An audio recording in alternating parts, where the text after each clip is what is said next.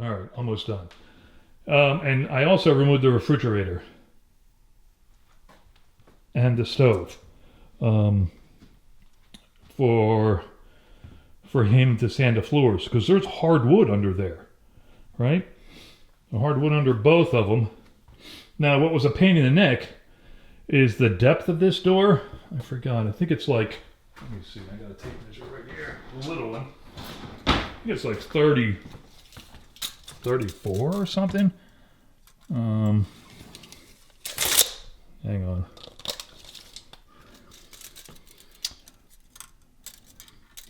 I don't know if I can do this. It's a real lame tape measure. But all right, it comes out to about 32-ish, 30, 31. But then you got to accommodate for some stuff in the back.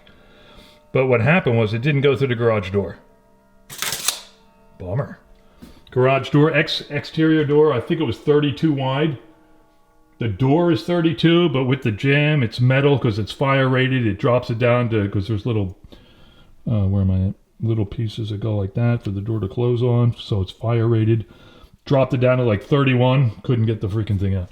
So obviously they came in through the front door, which is 36 inches wide.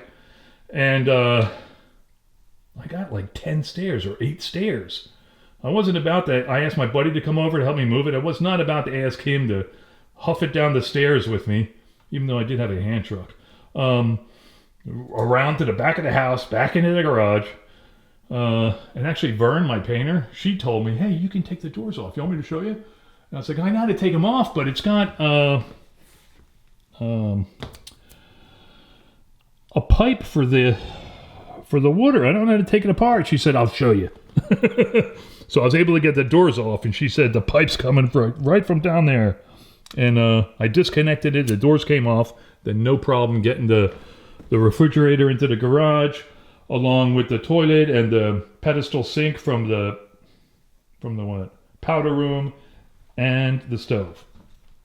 So it just, he had didn't have many obstacles to deal with. Well, he had obstacles, but it was easier for him to sand the floors. See this piece right here? Wait a second. Oh, bummer. All right, so I dropped that piece. I was able to dig it out. Here's a quarter round, the last piece to be installed. When that refrigerator comes out, this can be installed. Let me see. There it is. Wait. K100. Kitchen. So I had like FR for family room, L for laundry room. 100 was the sequential number. So I numbered from like 1 to 100 and something or other. Maybe 120. And then I used my map that was labeled, and I was able to figure out what went there. What went where. Anyway,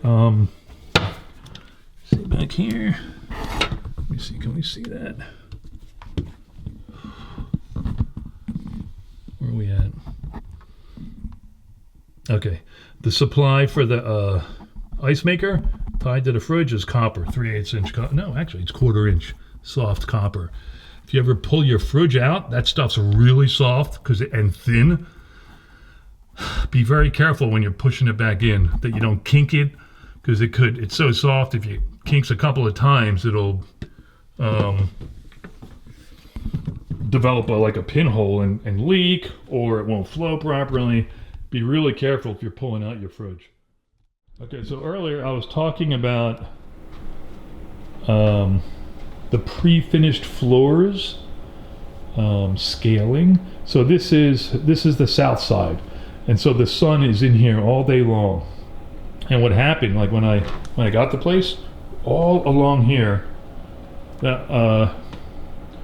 like a 2.5 foot wide area, starting from I forgot where, but maybe it was like 3 feet wide, but it went all the way over, and it was scaled. The finish was like just awful. And that's, like I had mentioned earlier, that was when I saw it.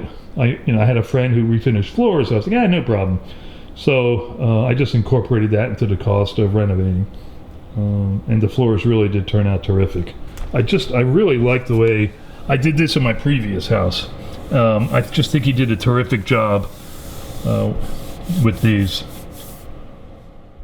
All right, I'll show you the powder room real quick, but just because. So when I redid the floors, or I had Jeremy redo the floors, I removed the sink.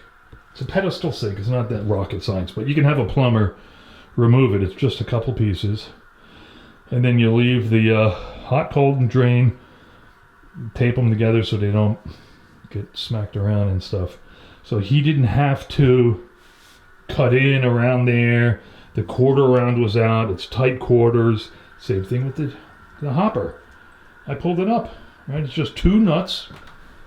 Right, 2 nuts, and you have to lift it up a little bit because it seals on a wax rig. But call a plumber, and 2 nuts and the supply line.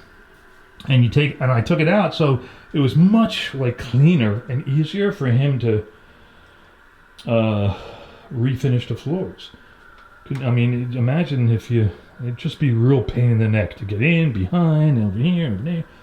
All the nooks and crannies, it would be a pain in the neck. So it came out very clean without the fixtures and without the quarter round.